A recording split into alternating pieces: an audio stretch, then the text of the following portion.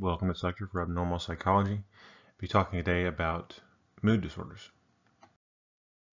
So we'll talk about course, prevalence, some causal influences, current treatment, and then a little bit about suicide, which relates to the experience of mood disorders for some folks. Okay, in terms of course, average age of onset for a first mood episode differs depending on what disorder we're talking about. Earliest onset you're going to see with cyclothymic disorder in adolescence. Similarly, persistent depressive disorder, similar to cyclothymic.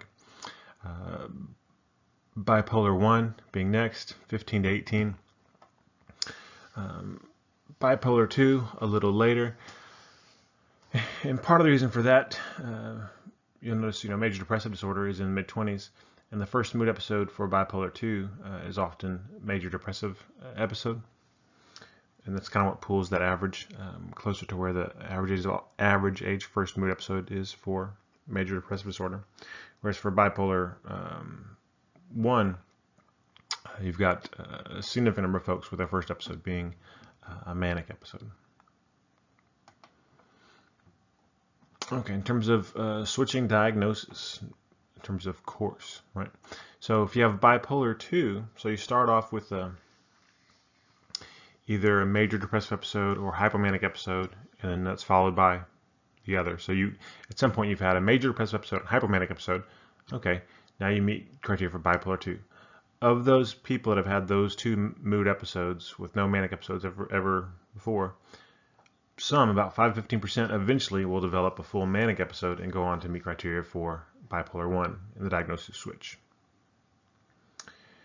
A bigger number of folks, you get 25 to 40% of individuals with a bipolar disorder, and that's either bipolar 1 or bipolar 2, that are initially diagnosed with depression. So the first episode is a major depressive episode, and again, you can't diagnose bipolar 1 or bipolar 2 without manic or hypomanic, so they get the label of major depressive disorder typically, but then that diagnosis will change as soon as they have that other type of mood episode.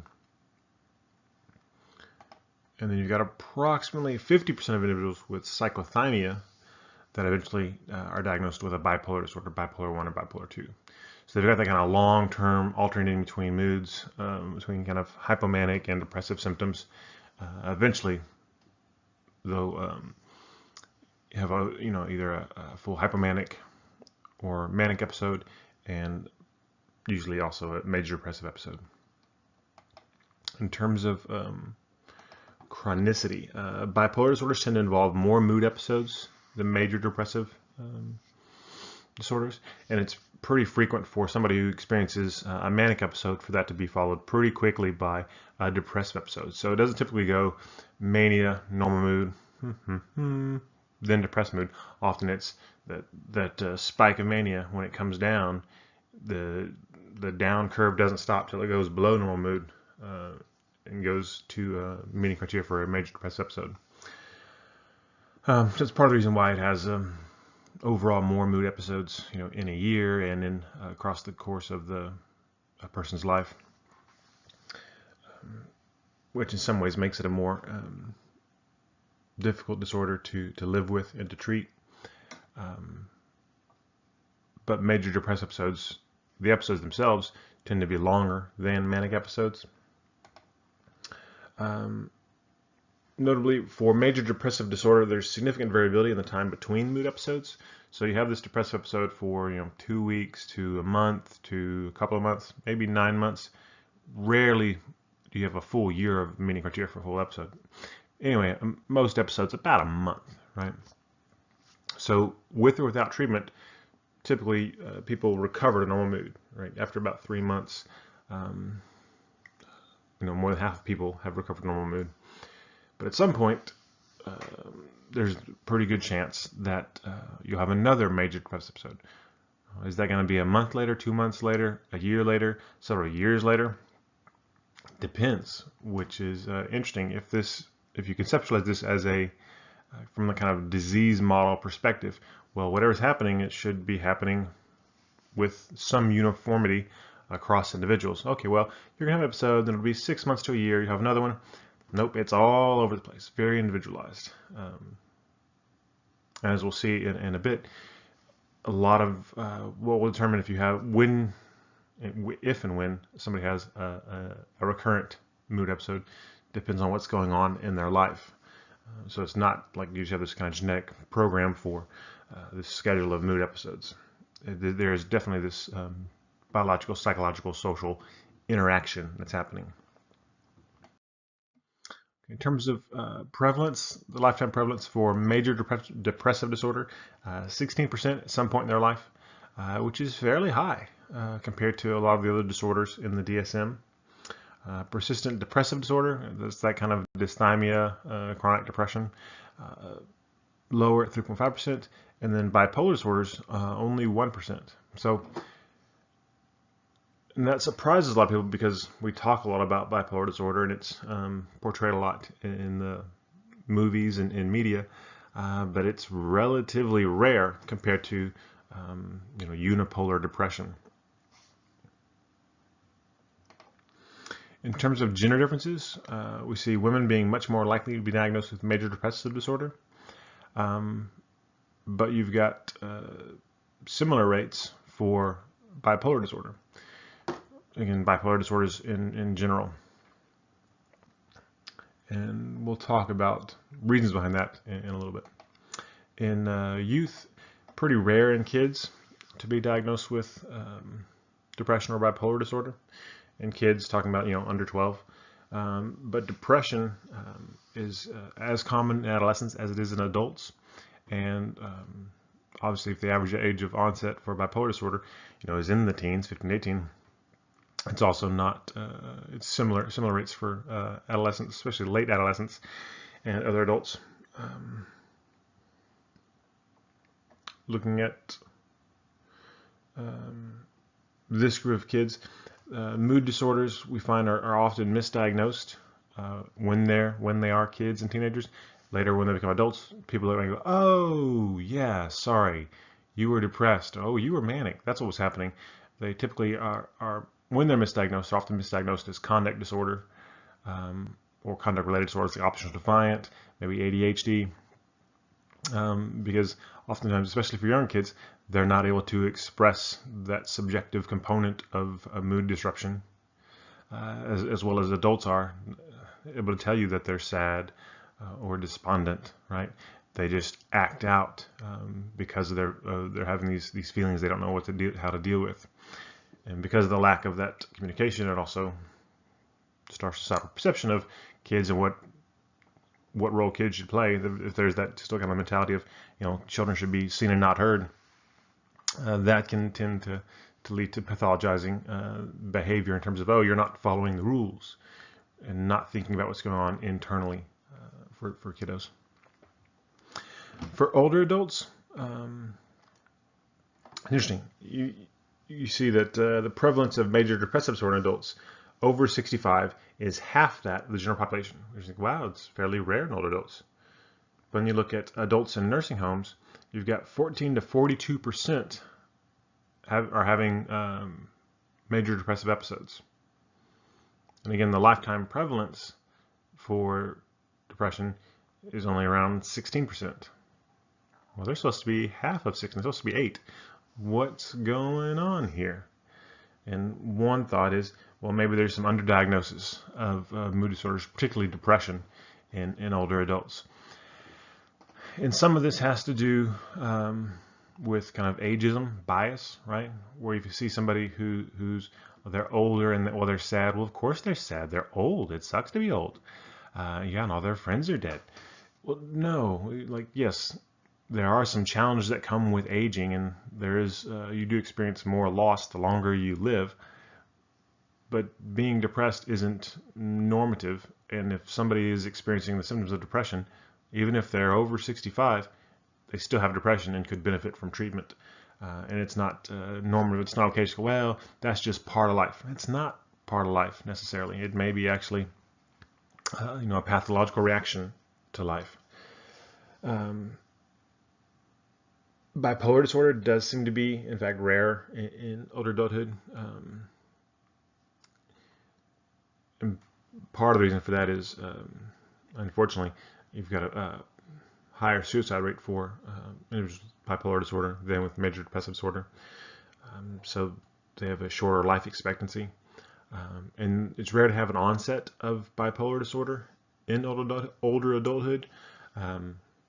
If you have somebody has a manic episode after 40, in fact, we typically wonder, okay, well, something's going on medically other than bipolar disorder.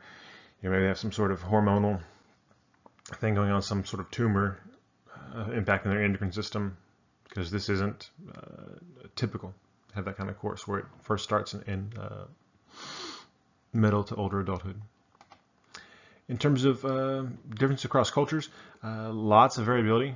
Rates of mood disorders, when you look at cross-cultural studies, vary sevenfold. So in some countries, you have 7 times the rates of other countries for the same kind of age group and gender. And part of the reason for that is probably because there's some pretty interesting differences in the subjective perceptions and also the labeling of mood states, right? So it might be that the same kind of thing is happening, whatever this thing is that we call depression, that we call mania, but in other countries, well, they don't see it that way. They don't call it that. It's the same thing, but because they use different language, the diagnostic criteria, which are often based on how we say things, don't fit. And we say that largely because if you look at the kind of vegetative, somatic, the physical symptoms of mood disorders, and you just look at symptoms, there seems to be a lot more similarity across cultures, across geographic regions in terms of the prevalence of those symptoms. But whether or not those symptoms are then pathologized and labeled with a mood disorder diagnosis, well, that's where the variability comes in. Which again is one more reminder that these disorders are not things. They are labels applied via a decision. Okay, looking at kind of causal influences on mood disorders and biological dimensions. Of course, genetics. Most of what we think about the influence of genetics and mood disorders, heritability, comes from family and twin studies. And there tend to be higher heritability estimates for mania than depression. And the thinking is that that kind of the genetic vulnerability for mania and the genetic vulnerability for depression are 2 different things, right? So maybe there's 2 different processes that are influenced by different groups of genes. Again, but this is, they haven't found, oh, here are the genes. So this is all still kind of speculative. And keep in mind how these heritability estimates are arrived at, these family twin studies, where you're looking often at concordance rates, comparing identical twins and non-twin siblings. And you say, okay, well, if one twin has something and the other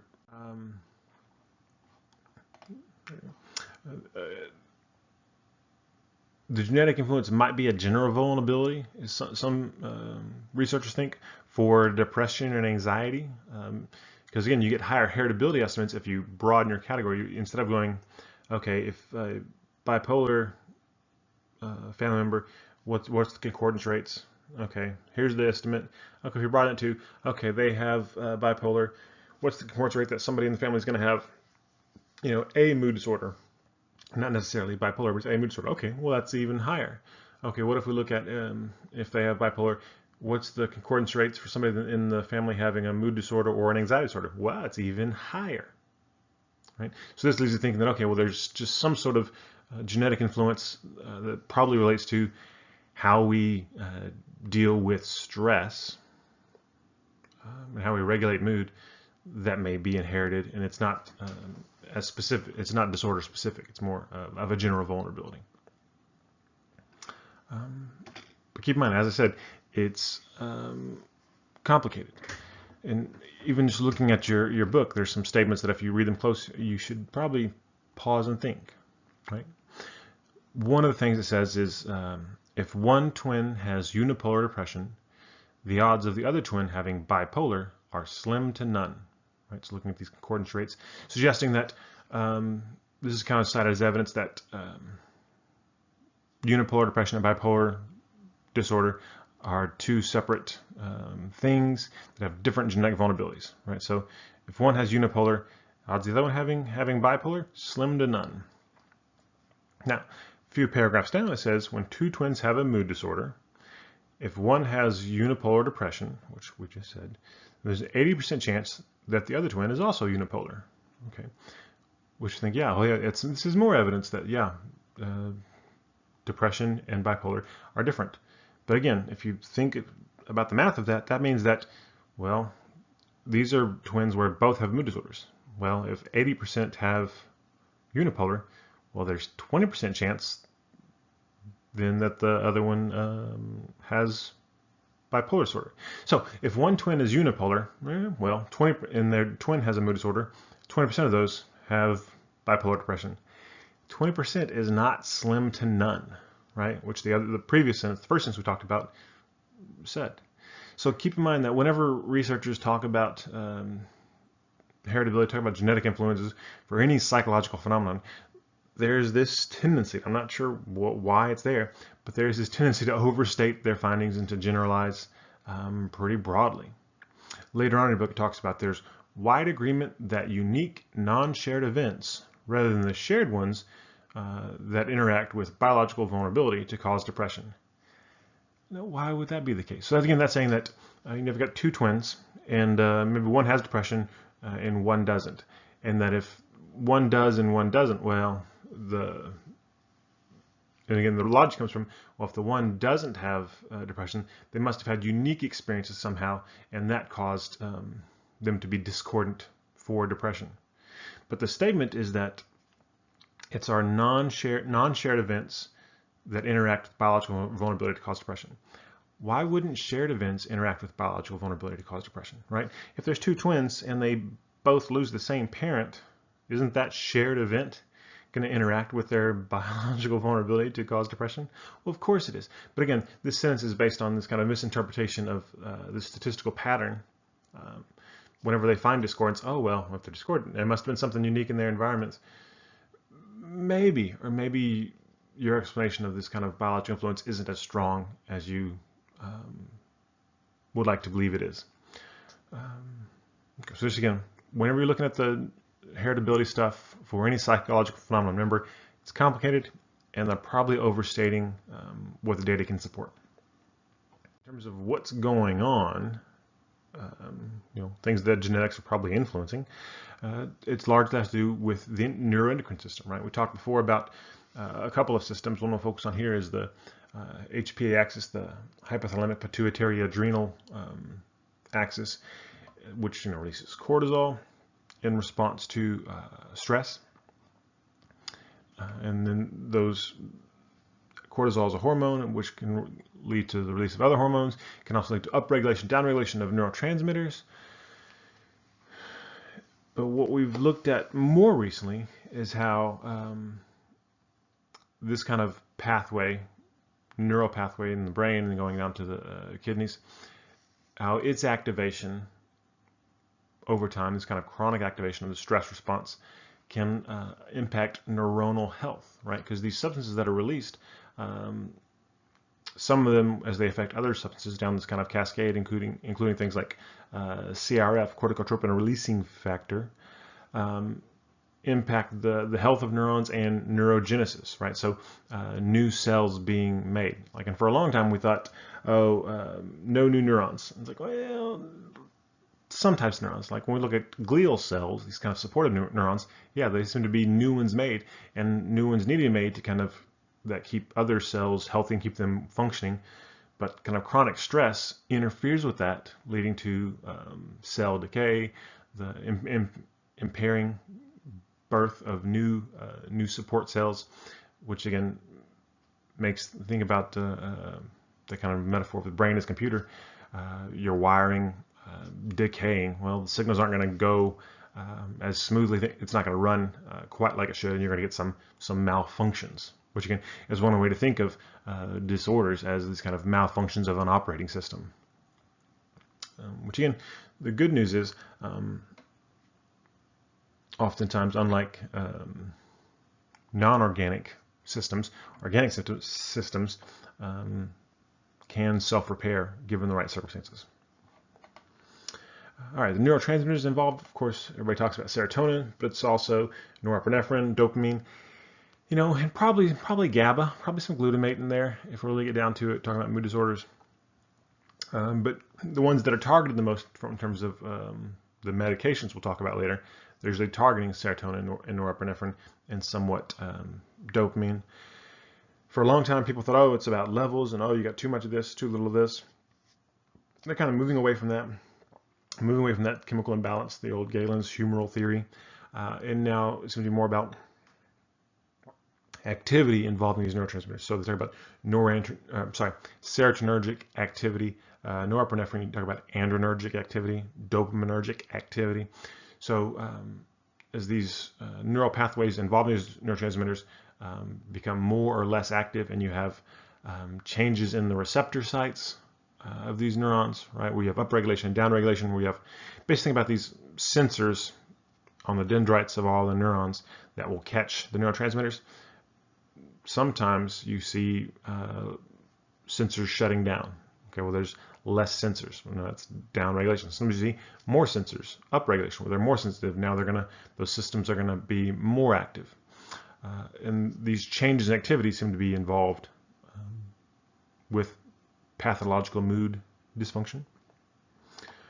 But as I said, yeah, it's not about the levels of imbalance, but it's about the activity. It's also about the interaction between these systems. So again, you can't assume that, okay, you got your serotonin line here and you got your norepinephrine line here, and never cross streams. No, the streams are all crossed. The brain's a big old mishmash, right? So serotonin increases or decreases activity. That's also going to impact dopaminergic activity in certain areas of the brain. It's going to impact norepinephrine in other areas of the brain. And it's also going to impact a lot of other things. And again, none of these neurotransmitters do one thing, right? I think somewhere in your book talked about serotonin is primarily impacts mood. Maybe it impacts a lot of things, and it also exists outside of your brain. There's serotonin in your gut.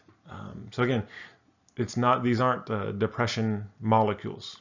They're multi-purpose molecules in your brain that do a lot of things. And to some degree, abnormal activity involving these things seem to be related for some folks in mood disorders.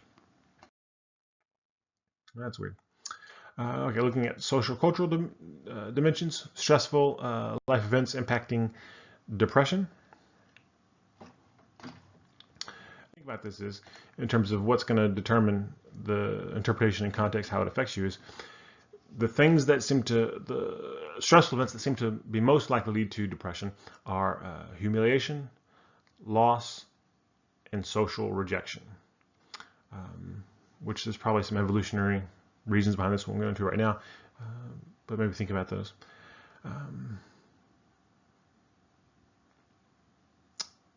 Another kind of related idea is Seligman's learned helplessness theory of depression. Right? Hopefully you read about this, talking about those studies with the dog that's getting a shock, and then it learns it can avoid the shock by moving, and then they do some fairly nasty change the parameters of the experiment where now the dog can't avoid the shock. No matter what they do, the shock won't go away. And they do that for a while, and then they change it back to working on it. Now, well, if you move, it'll stop, but the dog doesn't try because they've learned there's nothing I can do. And then the dogs then start exhibiting what looks like depression, kind of moping, low energy, not eating, that kind of stuff, which partly contributed to this idea that, well, maybe that's kind of what goes on with depression, is that people,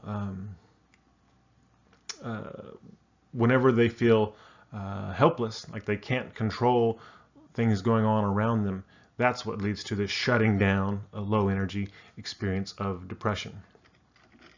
And that idea has been kind of built upon. So for Seligman, it was about the stressful event will lead to depression if it leads to hopelessness. And what's going to determine whether or not you experience hopelessness to some degree will be what attribution you make for that stressful event. So something bad happened, what explanation do you give for it?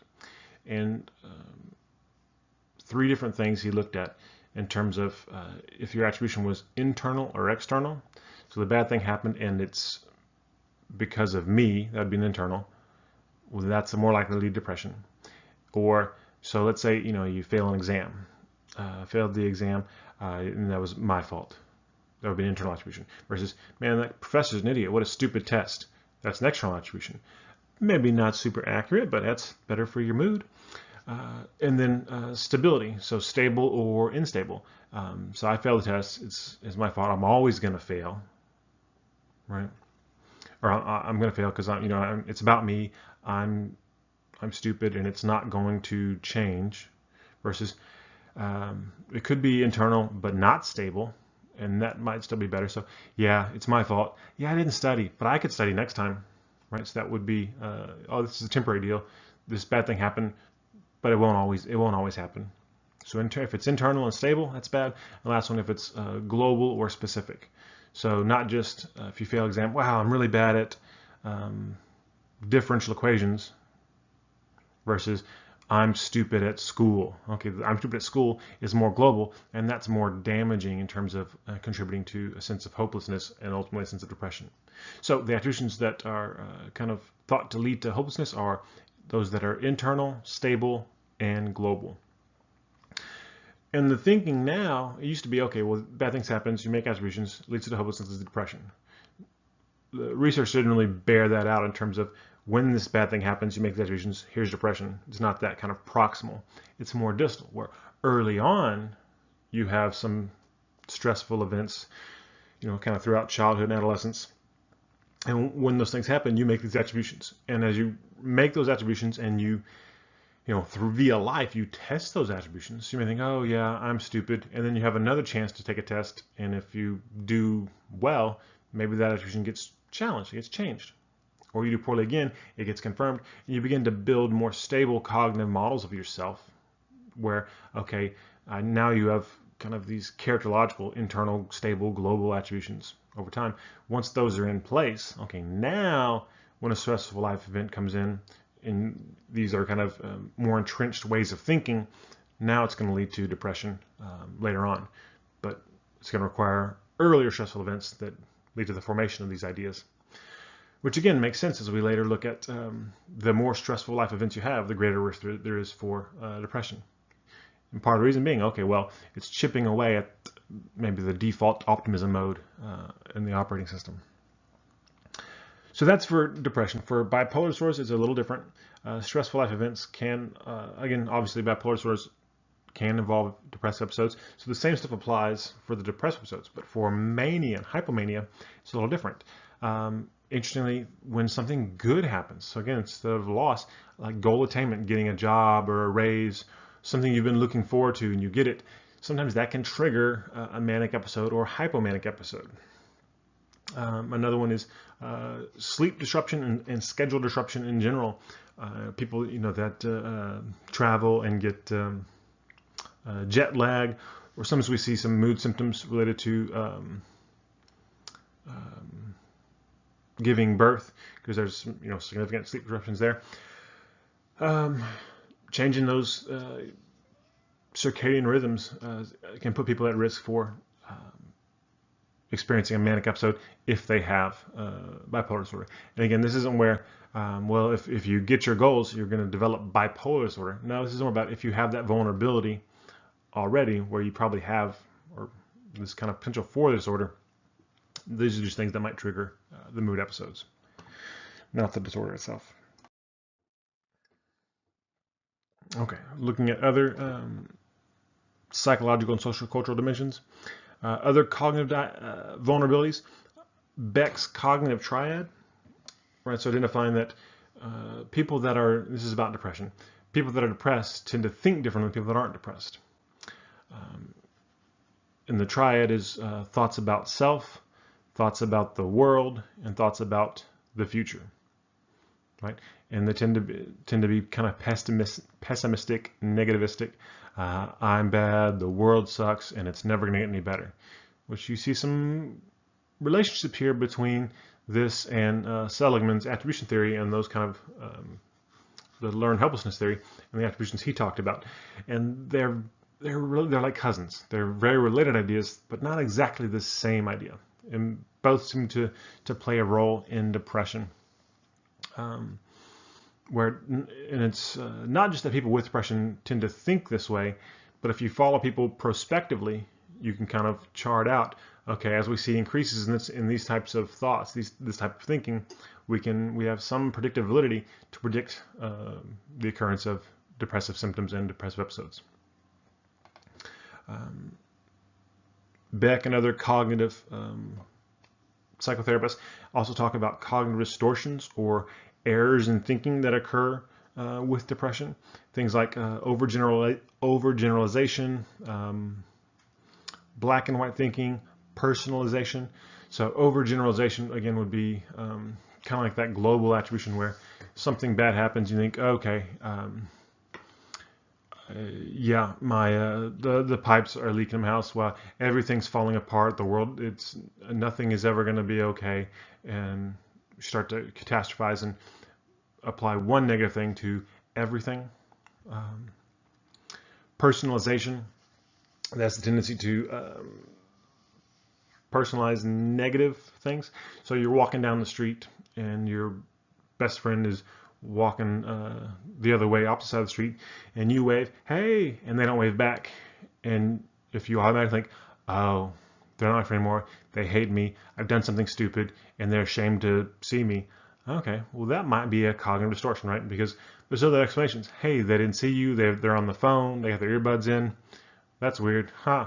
Right? But the tendency to make one explanation versus the other seems to differ across individuals, which can put people at risk for depression.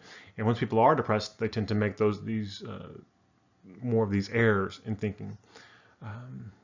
Which again, you might be right. Your friend might hate you, but the point is, there's this kind of automatic jump to the negative whenever it's not clear. When it's ambiguous, they can fall either way. Should be 50-50. No, you're at 90-10. 90% it's bad. Only 10% chance it's good.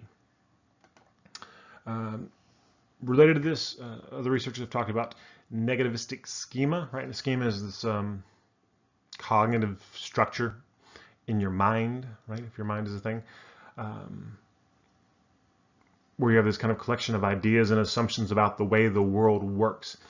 Again, about yourself, about relationships, about emotions, and these are things that can build, are the foundational blocks of your personality, many would argue.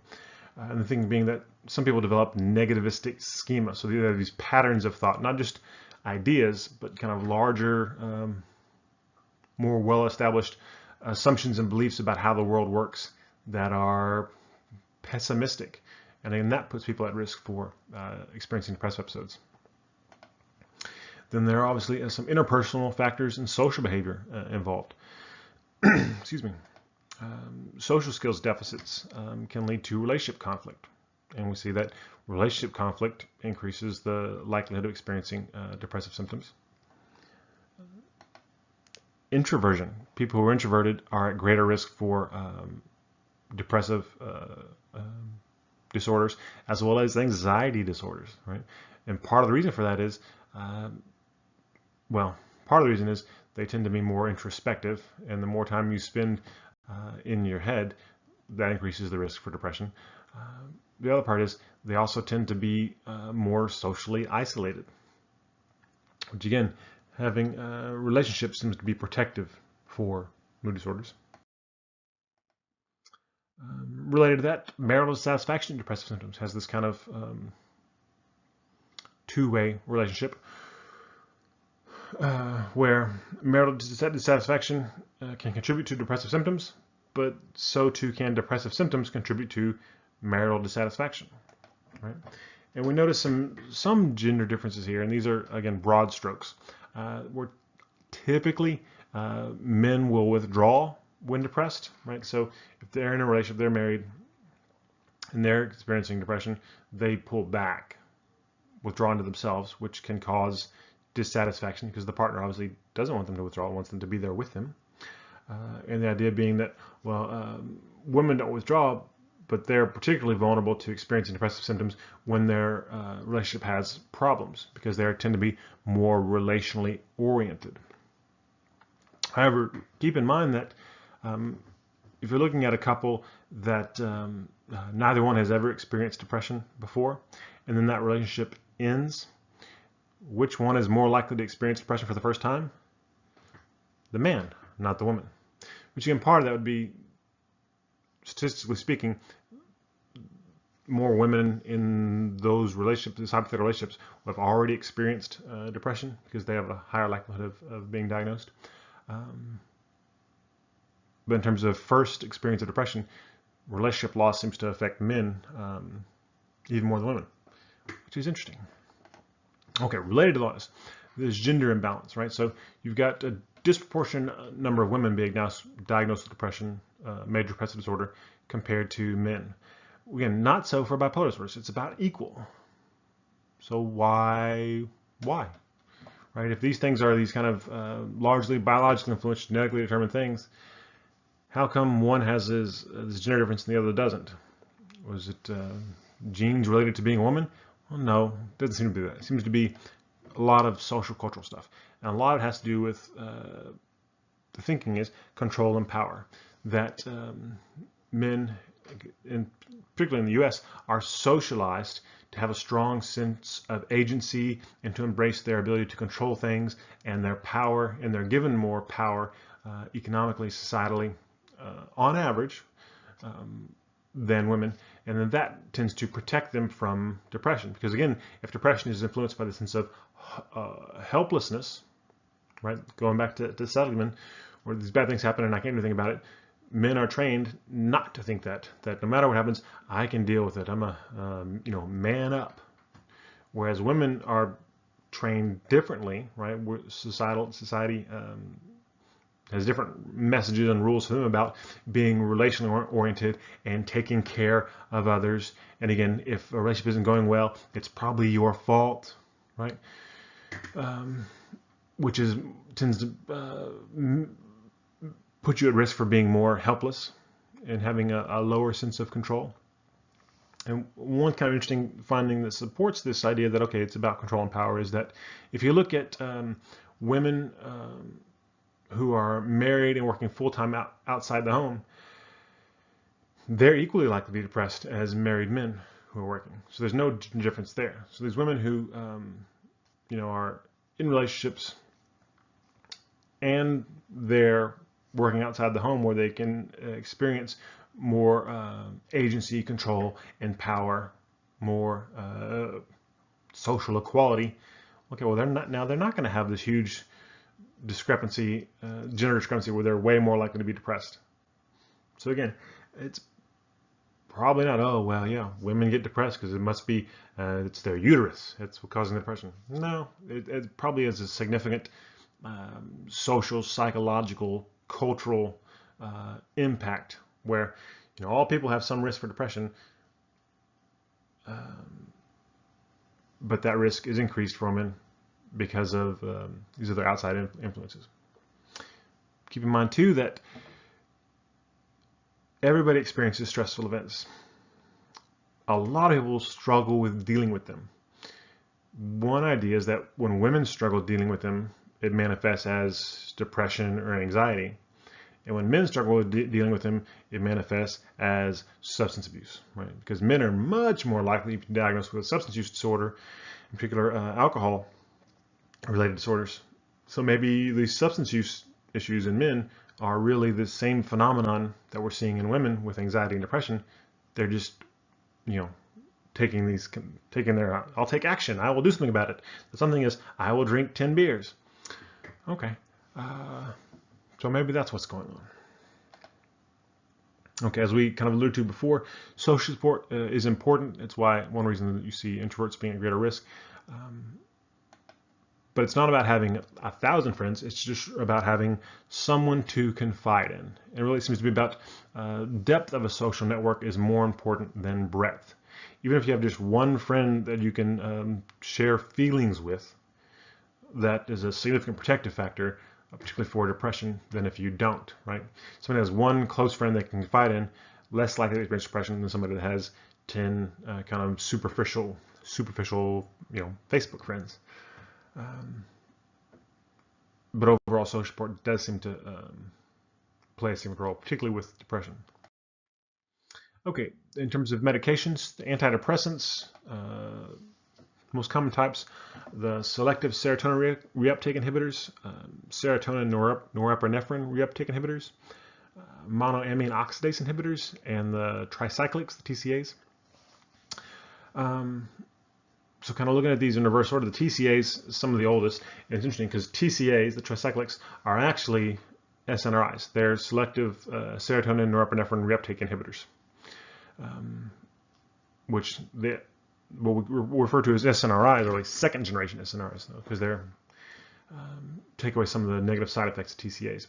But the TCAs, pretty effective, for as effective as the other. All of these drugs are equally effective, right? It's like, oh, SSRI is the only thing that works. We've moved past the others because they don't work. No, they work about the same, sometimes better. Depends on the individual. We've moved past older ones largely because of side effects. TCAs, fairly effective for particularly some types of presentations of depression, but lethal in overdose. And obviously, if someone has a depression and they're having suicidal ideation, you don't really want to give them a bottle of pills that would kill them, right? Because you're going to have increased risk of suicide, potentially. The monoamine oxidase inhibitors, MAOIs, excuse me. So instead of inhibiting reuptake of neurotransmitters, the MAOIs inhibit an enzyme that breaks down the neurotransmitters, right? That monoamine oxidase is the enzyme that breaks down monoamines. Well, monoamines is a class of neurotransmitters, which includes serotonin, norepinephrine, dopamine. So this drug stops the thing that breaks those chemicals down, which allows more of those chemicals to be present in the brain at a particular time.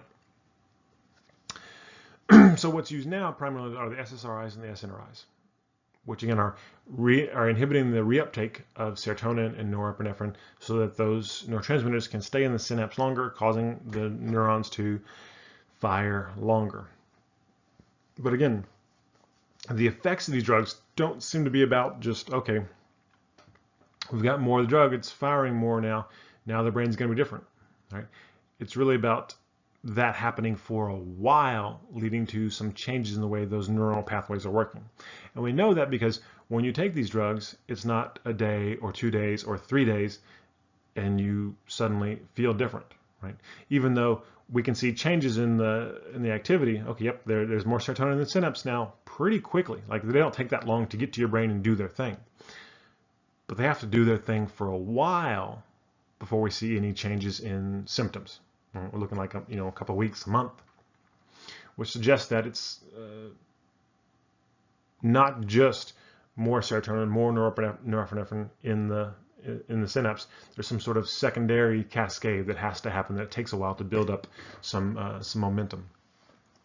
In terms of effectiveness, again, all of these classes of drugs are fairly equally effective. Just depends on the individual, how you're going to respond and which side effects you can tolerate. If we look at mild to moderate depression, they're all slightly better than placebo. Not a lot. Which again, does that mean they're ineffective? No, I mean that's good. 50% of people respond. But for mild to moderate depression, about 50% of people would respond to placebo. If you had the chutzpah to lie to them, yes, this pill will make you happier. Which again, outside of a research study, you can't do. That's just unethical. But part of the reason people are responding seems to be the expectation, the belief that things will get better. So let's go back and think about that. If the doctor tells you something's going to make it better, and all of a sudden you don't feel helpless, and you have hope that things are going to get better, might you feel better? Well, yeah, because that's part of the reason we think depression exists. People start to feel helpless and hopeless, right? So of course, placebo effect is going to be profound, and it's profound not in terms of you're being tricked, in terms of, okay, the cognitive psychological mechanisms feeding into depression get paused, maybe even reversed by having something to do that you believe is going to work. Okay, that being said, for more severe depression, we see some bigger effects for these drugs. So if you have more than moderate depression, probably more likely to recommend antidepressant medications. For mild to moderate, maybe not, because as we'll see, you get pretty similar results with therapy and fewer side effects. However, long-term use may worsen the course of depression. Right? And again, this is a thing where the medications really, they take a while to work. So it's going to take a month to work, and the mood episode is probably only going to last a month to 3 months. The mood episode was probably going to end before the drug kicks in anyway. But you get on the drug and you stay on the drug largely to prevent the re-experience, the recurrence of a mood episode, which means you're not just going to take it when you're depressed. You'll be taking it all the time to keep from getting depressed again. Now, again, it's hard to, it takes time for these longitudinal studies to build up, but some early evidence suggests that people that are on these things for a long time, that may make things worse. Again, because you're kind of cheating the organic system, right? You're artificially shifting some processes around, and the body has a way of achieving homeostasis and pushing back against, our artificial manipulations, suggesting that there's kind of this rebound effect to some degree, if you will, where you may have more chronic depression if you stay on these things for a long period of time. In terms of side effects, I guess one thing I don't really have here, but I'll mention for the MAOIs, monoamine oxidase inhibitors, you got to watch what you eat, because things that have tyramine, which can lead to more monoamines, you get too many monoamines in your system, it becomes toxic. So, aged cheeses, homebrewed beers, you can't consume those things while on MAOIs. But generally, the side effects that bother most people, especially with the SSRIs, sexual dysfunction and GI distress.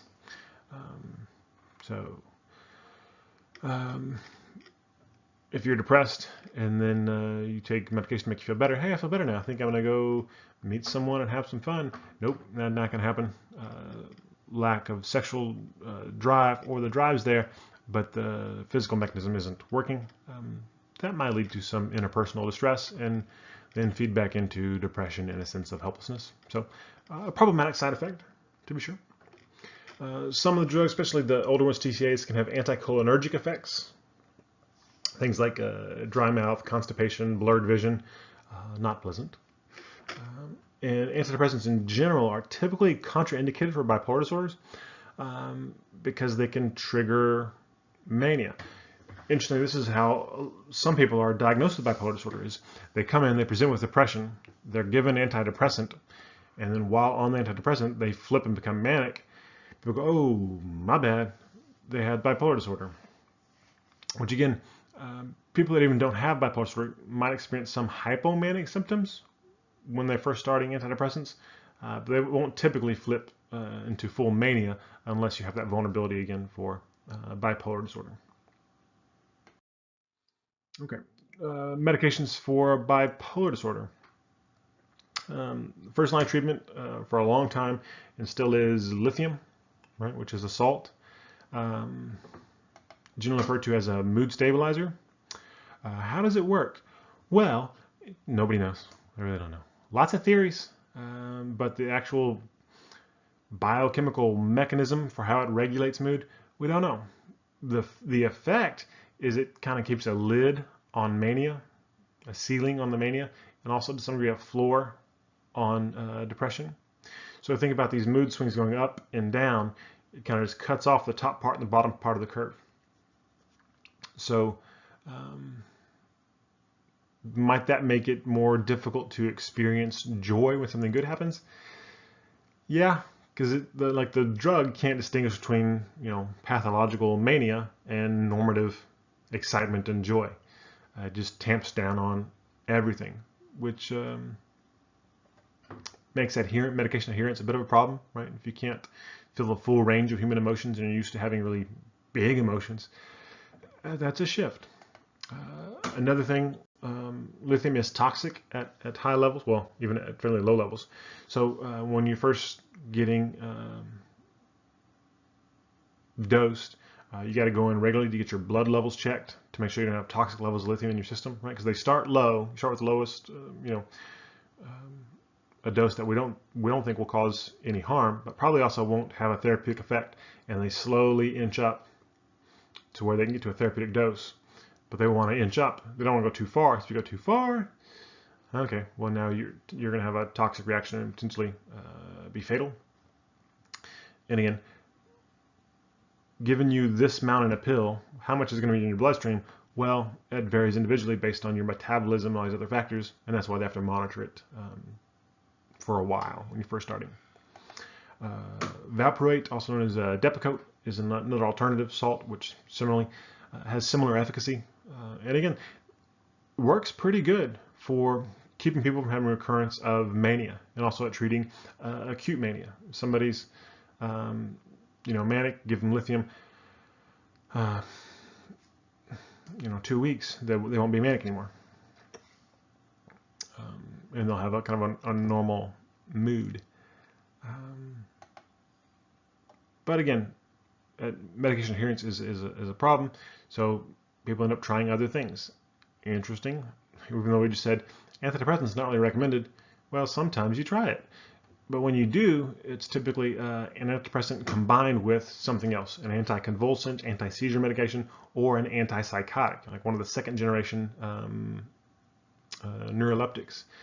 Again, because these anticonvulsants, antipsychotics have this, again, they don't, they're not disorder specific either. They retard brain function, right? They slow things down. That's what they do. They decrease neuronal transmission, decrease neuronal activity. So the antidepressant to kind of lift you up, but then you put the ceiling on with the anti-seizure meds or antipsychotic. When you see those combinations, it's more common for bipolar 2, right, where you have more prominent depressive symptoms and you're less worried about mania, perhaps. But as I said, adherence is a problem, especially if they have the mania that is the good mania, the mania that feels really good and euphoric and you get lots of stuff done. Who wants to give that up, right? Well, it starts causing significant problems in your life. Like, okay, I guess I better try something. But when you try something and you lose the enjoyable part of mania, it can be hard. Okay, what about the people that are non-responders? And we say non-responders, typically we're talking about non-response to medication or medication therapy combinations. Well, good old shock therapy, electroconvulsive therapy, still on the table. It's done obviously more humanely now than it was 60 years ago.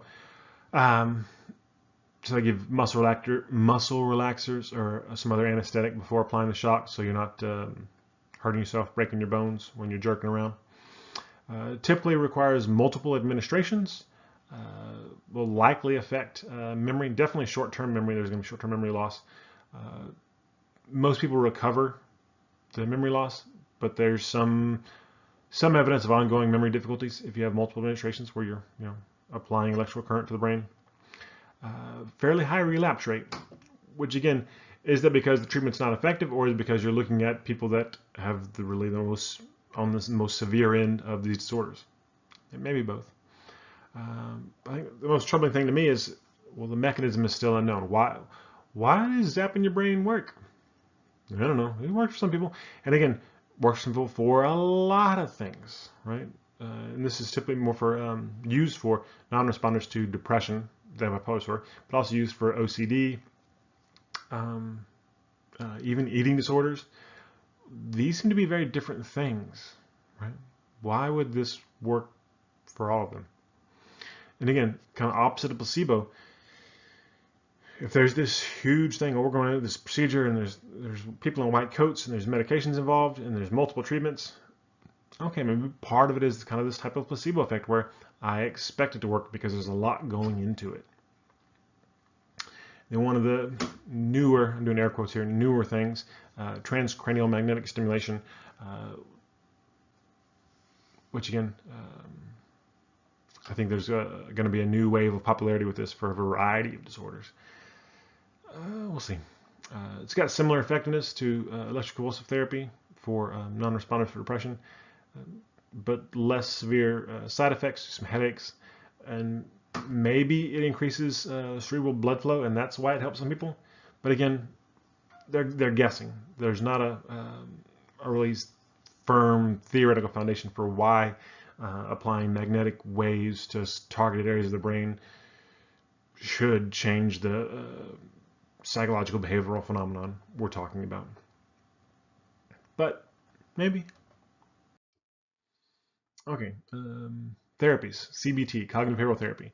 One thing to keep in mind is there are lots of acronyms, lots of initialisms out there about, oh, BPPPDD, and oh, I'm doing CRMDGG. And whenever you see all these acronyms, a lot of those things are just CBT packaged differently to sell books or to sell, training videos. The underlying ideas are very similar across all these types of therapies that when you look at them, they sound similar. And it's because they are. It's just marketing. But core to this is typically identifying and challenging those cognitive distortions, right? So getting people to go through and then, because those cognitive distortions are often automatic, where you're not purposing, okay, I think I should tell myself I'm stupid. No, it's kind of happens almost at a subconscious, almost unconscious level, where it's automatically processing. Something happens right away, you have this thought, right? That thought came somewhere, it was probably learned, and don't necessarily need to go to the origins of it. That's more kind of psychodynamic approach. But identifying that it's there and then challenging, it's like, well, are you stupid? What's the evidence you're stupid? And learning those skills to do the challenging yourself seems to be important. Another broad characteristic for CBT is it's about collaborative hypothesis testing, where the client and therapist are working together. The therapist isn't this expert going, okay, I see what's wrong with you. Your mother didn't love you, and this is what's happening. No, it's okay, well, what's going on? Let's figure this out together. Okay, hey, have you thought about this? Hey, let's gather some evidence. Here's a homework assignment to go find out if you have these experiences, these thoughts. Come back, let's talk, and we'll see if this is true. Okay, hey, let's try this new behavior. What happens if you do it this way? And what do you think about this? So it is very this collaboration, this relationship. And again, part of what makes it effective when it's effective is that it's not just the kind of cognitive, the ideas of this person talking with you, that it does occur in a relational context, that there is somebody who wants to help you and cares about you, not as a friend, because this is a different type of relationship, but does care about your well-being and wants you to be well. That seems to matter. Okay, so obviously, as I've mentioned, it involves practicing new ways of responding to stressful events, new ways of doing things, maybe even social skills training. Some of the new things you might try might include exercise. Surprisingly effective for a lot of people for mild to moderate depression is starting a kind of a regimen of exercise. And part of it has to do probably again with that sense of agency and control that I'm doing something. But there's probably also something biological going on there that has to do with changing the activity in that HPA axis, right? And cortisol. And CBT, pretty good. Like if you look at medications for CBT versus combined, they perform similarly when combined. A lot of times you've got advantages, and overall, if you look at long-term outcomes, therapy is going to have a better outcome than medication, because again, you're going to get off the medication at some point, and as soon as you get off the medication, it stops working. Right?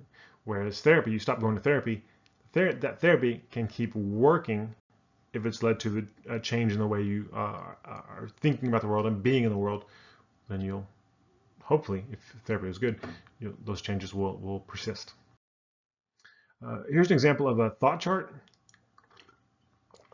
which something a CBT therapist might use in terms of at the beginning, doing some homework, where you're getting people to identify, okay, whenever you felt depressed, anxious, angry, all this week, write these things down. So you write down what you felt, how bad it was, what the situation was, and so you're getting context, and then what automatic thoughts were there when that happened. So, okay, yeah, I felt really hopeless. Well, I just gotten these test results back that I failed. And the thoughts I had was that I'm stupid and can't ever do anything right and am ultimately unlovable. Okay, so identify these thoughts, and then that's kind of the first few columns of what you do initially. And eventually, over concession, start doing, okay, well, what's a rational response to those thoughts? So you're talking back to yourself. Okay, well, are you stupid? Have you ever done anything that a stupid person can't do? Oh, I got an A in this. Maybe I'm not so stupid, right?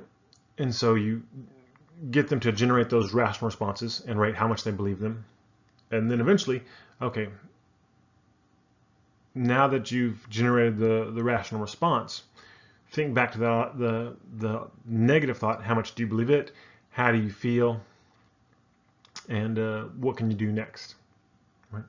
So again, and this is a process, something that you do over several sessions, but it can be very helpful in identifying these patterns and also taking the next step for how to change those patterns and rewrite the schema underlying them. Other psychological treatments, IPT, interpersonal therapy, psychotherapy, focuses on resolving problems in current relationships. Again, if we think about depression, you've got this kind of negative thinking, and we've got problems with social connection being the two main things. IPT focusing more on the relational aspect. So learning some problem-solving skills in a relationship context, and then also learning to form healthy, adaptive relationships. Again, the idea being that if you can be in a loving, healthy relationship, that's super protective for a variety of disorders you'll find in the DSM. You know, if you can love and be loved, a lot of things are gonna be better. Not everything, but it certainly will help. Family therapy, which is a broad category, lots of different types of family therapies. But just touch briefly on it.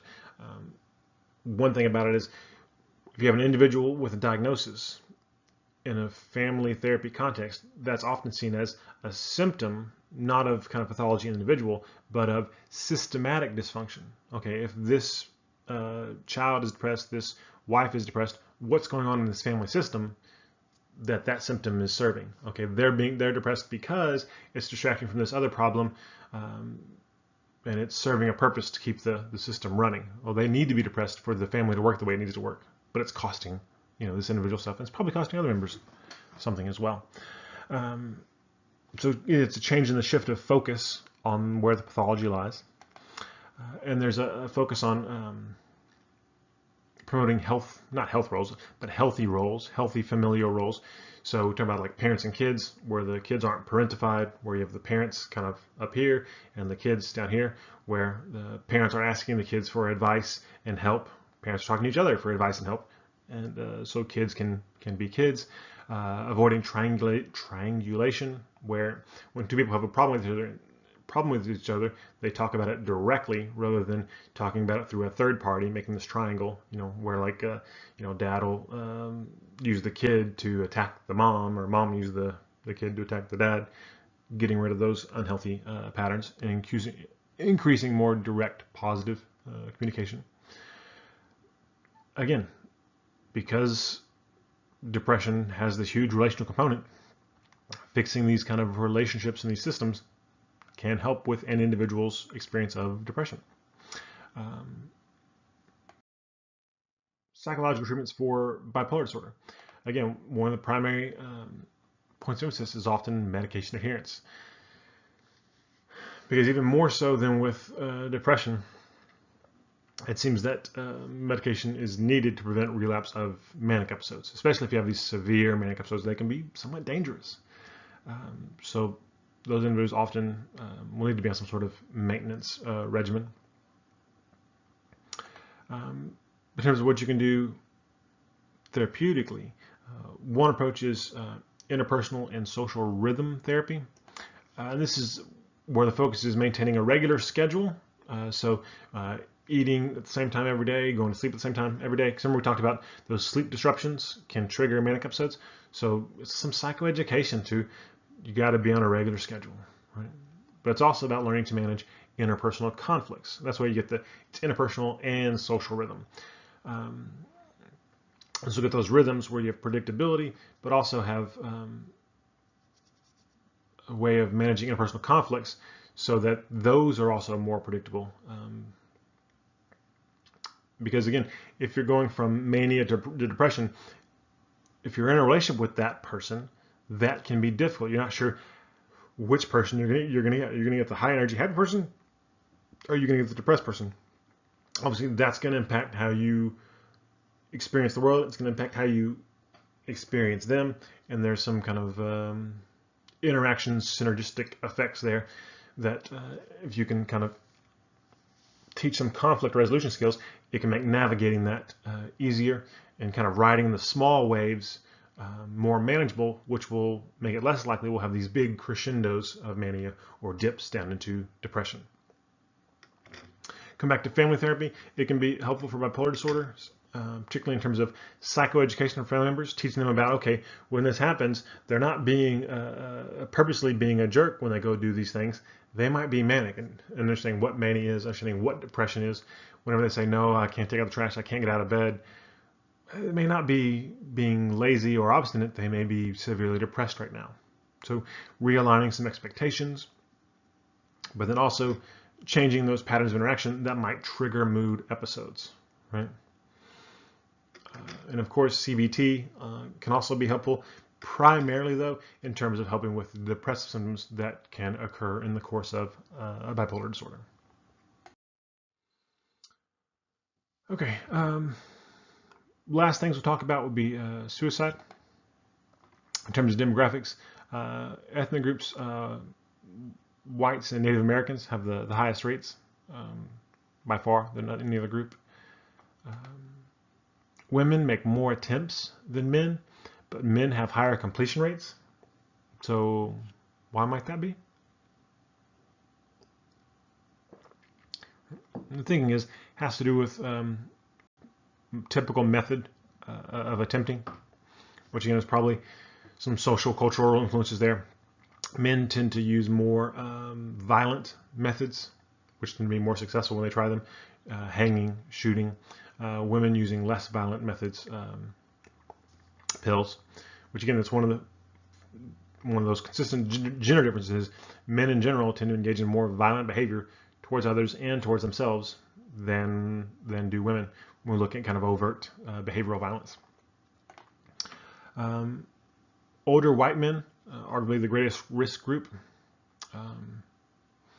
You've got some increased risk in older adults, and then with whites being one of the ethnic groups with the greatest risk. So in particular, older white men that experience a loss, particularly an ego-related loss. So older white men that lose a job, a high risk of suicide for that group, or that lose their partner or are diagnosed with an illness that's they're unlikely to recover from. Those guys often check out. It's also the third leading cause of death in U.S. adolescents. Right? And again, that jumps out at you, and it is a problem. But again, keep in mind that, well, because adolescents aren't dying at high rates of, cancer and heart attacks, motor vehicle accidents, if they're not driving as much. But still, it's a problem, and it has spikes and dips across time, and there's different reasons for that. It is more likely among individuals diagnosed with bipolar disorder than with unipolar depression.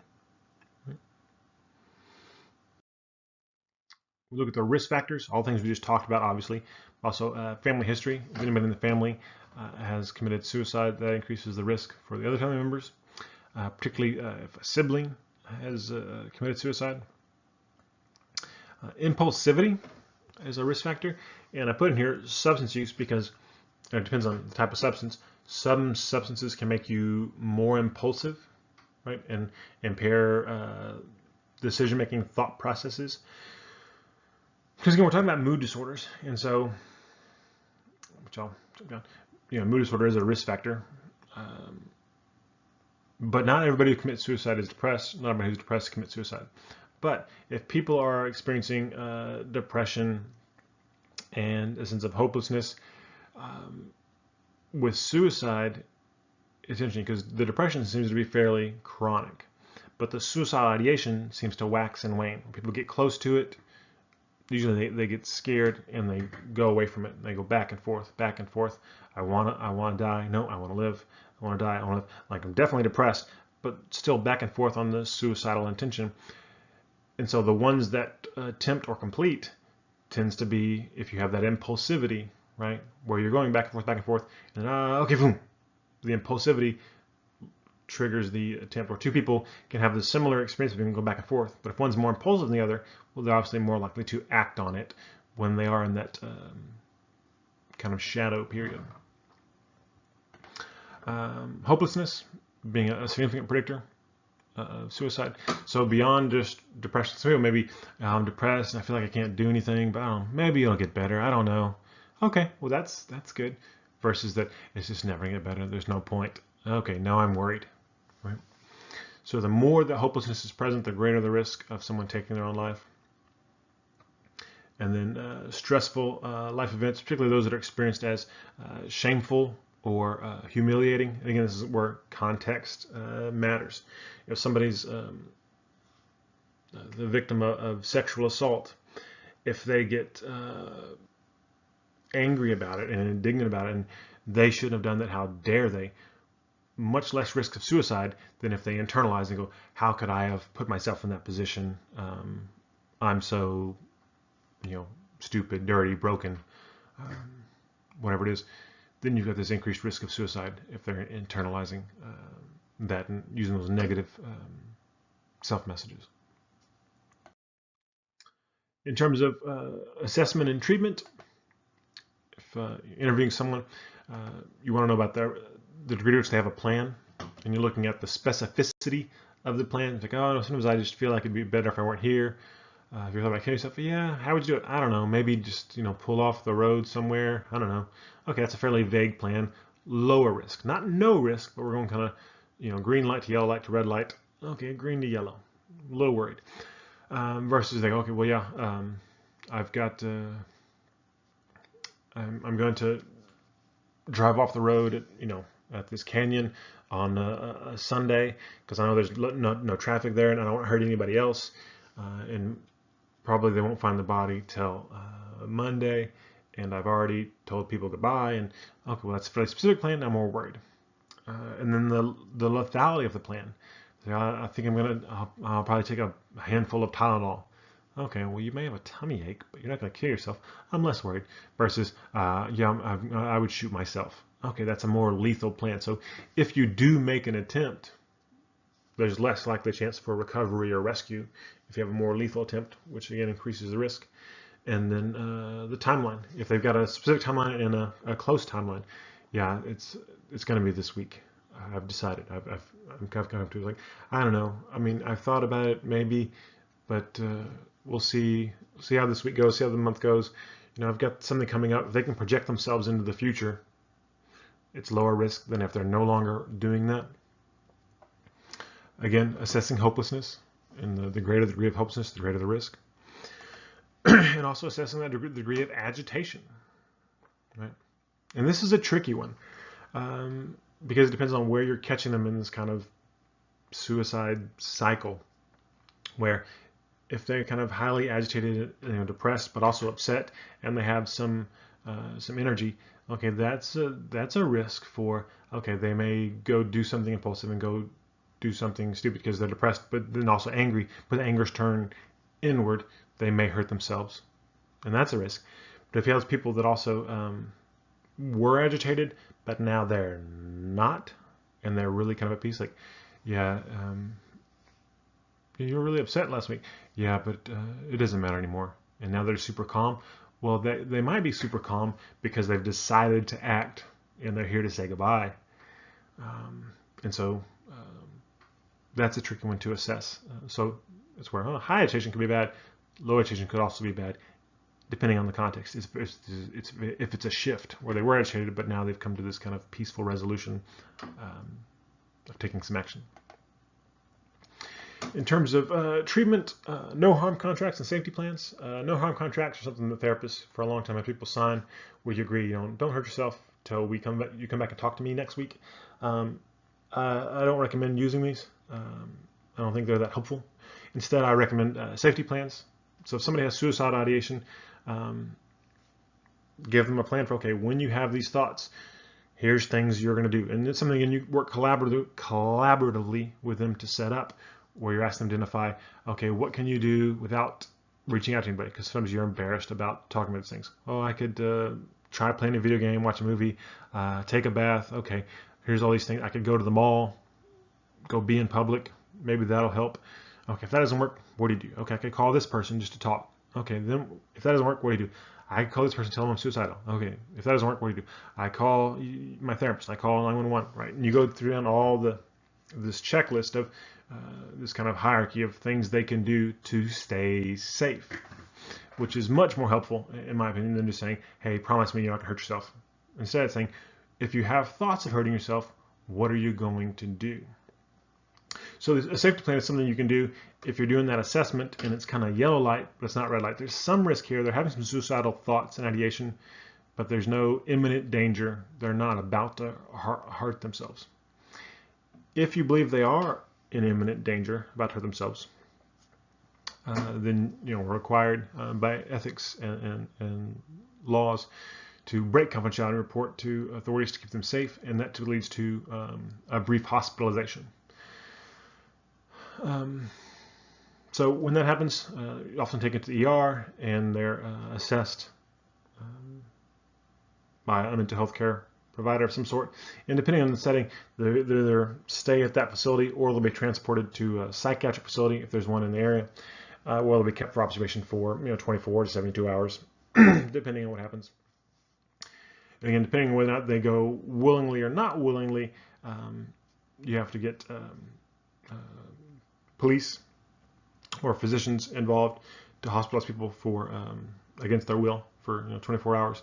Longer than that, you're going to have to get a judge to sign a warrant to do it. And again, the idea here is just get them stabilized, get them out of this crisis mode, because we know that there's this wax and wane with suicidality. If we can just keep them from being someplace they can hurt themselves, they're going to feel differently tomorrow, and then they're going to be lower risk. And that works for a lot of people. Unfortunately, upon discharge from a psychiatric hospitalization, people are at a higher risk than normal for attempting suicide. Which again, they win because of suicide, so it shouldn't be that surprising, but it just a reminder that it doesn't work for everybody. So people get out, and then okay, they're going to go ahead with what their plan was. So there needs to be typically something beyond hospitalization. There has to be an outpatient care plan. Once you get out, what are we going to do to keep this person safe and get them on the road to recovery? And often that recovery involves psychotherapy. CBT seems to be helpful, particularly, specifically for suicide, not just for depression. People who are suicidal for other reasons. Cognitive behavioral therapy tends to be fairly effective at reducing suicidal attempts, right? Teaching people to talk back to that part of themselves that's telling them it's not going to get better and kill themselves. Again, the idea being that there's probably some distorted thinking in there, right? And life may be bad, but as long as you're alive, there's a chance that something could be better. And changing those schemas, changing those beliefs is what CBT is particularly good at. Okay, just real quick, what can you do if you have a friend or loved one who's experiencing suicide ideation? You can listen, right? You may not be a licensed therapist or counselor. You shouldn't attempt to practice counseling or psychotherapy without a license. But that doesn't mean you can't be a therapeutic force in somebody's life, right? So you can be there for them and listen. And this gets hard with some people that have kind of chronically struggle with suicidality, and there gets to be sometimes this feeling that it's being used manipulatively, and that can happen. But even when it does happen, doesn't mean there's not danger. So somebody could be develop this pattern of suicidality that is manipulative, but they might still kill themselves. It's kind of like the boy who cried wolf, except there really is a wolf there. Empathize, right? Not sympathize, but yeah, okay, yes, you're feeling hopeless, you're feeling sad, so they know they're being heard. That makes a big difference.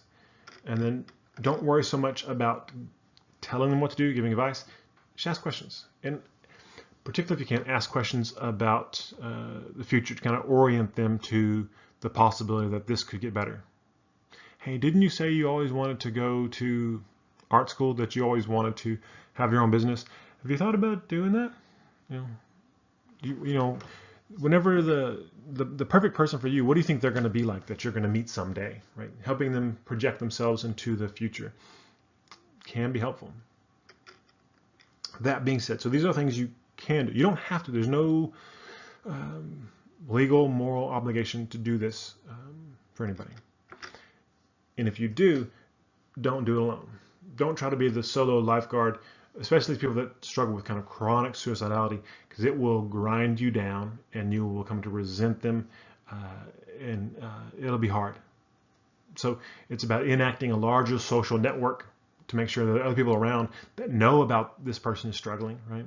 Like, and they may not want you to tell, but they've got to understand that, hey, my goal here is to keep you safe and keep you alive, and to do that, I've got to tell some other people what's going on to help keep you around, because we all think you should be around. Along those same lines, whatever happens, don't assume that you save them or doom them, right? And it's one of the things where you can't give yourself too much credit. If they get through it, that's great, and you were there for them, that's wonderful. They may have gotten through it without you. And I don't say that to discount what you do, but it's because you have to keep in mind that it could go the other way. And if you're responsible for the victories, then you're also responsible for the losses. And the truth is, you're not fully responsible for either one. You can help make a difference. But ultimately, if somebody really wants to kill themselves, it's really hard to prevent it. Well-trained therapists and doctors have lost clients and patients to suicide. And sometimes there's just nothing that can be done. So don't assume, again, that you have this kind of control to save them or doom them. If it's somebody you care about, it's worth trying to do something. Ultimately know that it's not your responsibility. They hold individual responsibility for their choices in life. Take-home message. Major depressive disorder and bipolar disorders have a lot in common, right? But they are different in important ways in terms of mania seems to be a different sort of thing. Does it have a different genetic component? Maybe. They tend to respond differently to medications. But the experience of depression is often common in both. And even in major depressive disorder, there may be some manic symptoms. So it's important to kind of know about all this stuff. Equifinality. Lots of different ways to get to being diagnosed with a mood disorder. Right? So it's not like, oh, this is what happens and that leads to it. Well, there's some things we think we know, and it seems to be about chronic stress and genetic vulnerability. That's about as specific as we can get. Tends to be an episodic course for mood disorders, so repeated mood episodes over time with potentially inter-episode mood recovery where things get better for a while. And then if another mood episode comes, it seems to be responsive to a fairly significant degree to life events. So good news is, in between episodes, you can change how you think and what you do, because that impacts your mood, and that can decrease the likelihood of a recurrent mood episode. It can also, even if you have more episodes, particularly with mania, there sometimes seems like it's hard to stop those from coming back, but it can shorten them and lessen their severity. And lastly, suicide is a permanent solution to a temporary problem. And again, most people go back and forth with it. There's this ambivalence about it. And if you can get them through the dangerous time, if they can get themselves through that dangerous time, a lot of people can be very suicidal and then go on to live another 30, 40 years. It's just about getting through that dark period, but not usually without some help. That's all for now. Take care.